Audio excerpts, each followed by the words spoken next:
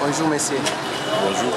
Ok, nous venons d'assister au funérailles de M. Etienne Tshisekedi. Nous avons vu les présidents de différents pays. Quel a été votre point de vue quand on a honoré notre héros national communément appelé aujourd'hui? Quelle a été votre pensée?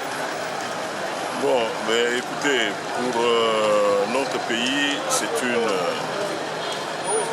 un grand signe d'ouverture parce que nous avons, malgré notre deuil, accueilli comme il se devait. Vous avez vu comment on a applaudi les différents présidents. Et la réalité est que, à côté de cela, nous avons encore d'autres présidents qui vont se présenter. Et je crois que le deuil est à son niveau pour couronner un héros. Maintenant, en ce qui concerne le combat d'Etienne Tshisekedi, moi, je suis, comme on dit, un de ses fervents partisans. J'ai connu mon apogée à l'époque principalement de la conférence nationale et les années qui ont suivi, mais pour des raisons purement personnelles, j'ai pris une posture qui n'est plus avant-gardiste. Ok, namoni bato bazalaki ebele na ba président. Likanisi nini yo lelo okokanisa kondo Etienne Tshisekedi atiki biso na nzoto mais na molimo nini apesa biso neti référence?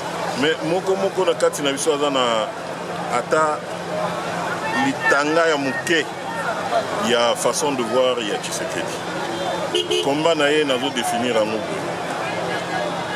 Azaki na avance trop par rapport ya ba Congolais ebele. Azo mona mabe na musika. Ayebisi bino que bosala boité. Bosala boité, ba misusu baza ko santete, ba misusu ba ko kende. Bakende kosala ba alliance ya ndenge na ndenge, mais suka nango bako créer un gouvernement et ko suka kaka na crise parce que ça ko résoudre ba problème ya batute. Pourquoi? Parce que très souvent ba système ya kala izalaki engagé ils étaient déjà corrompus dès le départ. C'était pour la plupart une clique de gens où bamoni que bakoki ko pesa d'abord intérêt na bango liboso et puis intérêt à l'ensemble de la population après. Et ça veut mingi na kati ya moko. Mais moko na kati ya politicien on a bazobosana que soki en 1960 le Congolais avait pris le devant pour dire déjà, d'ailleurs en 59, indépendance tout de suite, c'est suite d'abord à la crise. Alors, ce que vous gérez en créant une crise, et à la économique, et à la politique, et à la sociale, mais comme gestionnaire de la crise, au lieu de gérer pour le développement. Donc, il faut parmi de l'autre se comprendre qu'est-ce que c'est que Tshisekedi. Moi, j'invite que les Congolais sont tous attentifs à la décision où les différents gouvernements, le Parlement, et parce que la loi pour la plus sans y a intérêt, il y a immédiateté. Mais avec le recul du temps, moi c'est ce que j'ai appris.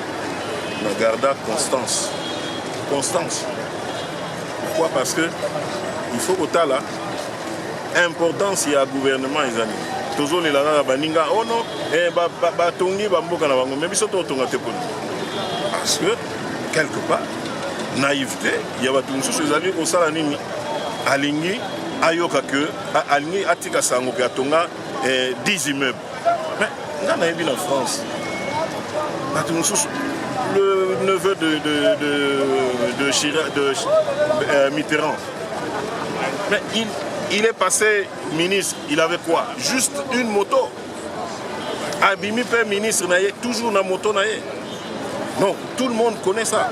Alors pourquoi chez nous, parce que nous avons ministre, il faut il y a 10-15 étages. Il faut 250 maisons. Ce n'est pas important. Parce que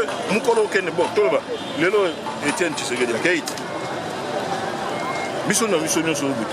mais mutu moko bakunda ina ndako na enda na mona te mutu moko bakenda kokunda ye bazuye nayebi te soki bafenêtre ne baporte na ye na bakiti batie na kati ya tro wana aza te okozwa adresse moko komona yango cimetière.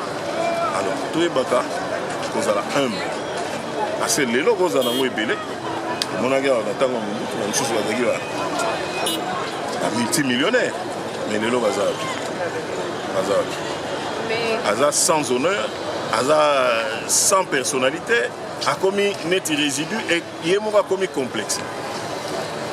Donc biloko ya temporel oyo kolandaka yango mingi te congolaise oyo ya biso ezali totala futur totala intérêt ya bato nyonso yo oweleli osala immeuble mpo na yo mais mbongo wana ekokaki ntango mosusu kotonga ekole ekokaki ntango mosusu kotonga hôpital ekokaki ntango mosusu kobongisa babalabala ekokaki ntango mosusu mais qu'est-ce que nous-mêmes les Congolais nous voulons en faire?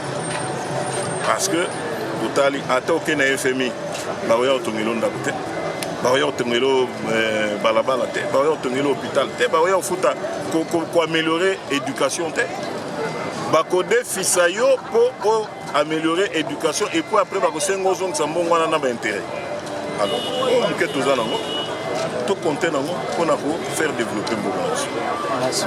Nango etali président de la République message ezopesa na président Félix Antoine Tshisekedi par rapport ya entourage na ye nazokamai na bango. Nga naza message moko apesa ye te. Je crois que c'est un grand garçon. Nga nayebi ye depuis toza na école primaire. Je pense que il est assez sage. Ayebi nani na nani akokozwa pembeni na ye. Et je pense que ceux qui les lois azouyo, ils allaient privilégier, ils allaient devoir. Parce que lobby, ce que Salim Mabe, n'a na pitié pour nous non parce que tout botama quartier moko ou bien tout cola quartier moko na tikaya continue au pied. Je ne crois pas dans ça là. Donc sur ce point-là, moi, je pense que lui-même, d'abord, c'est le seul Congolais où il y a une minute où il a appliqué le projet de société mec. Chacun d'entre nous en a. Mais nous surtout, bombina nous projet na yo na poche, landa oyaye. Voilà.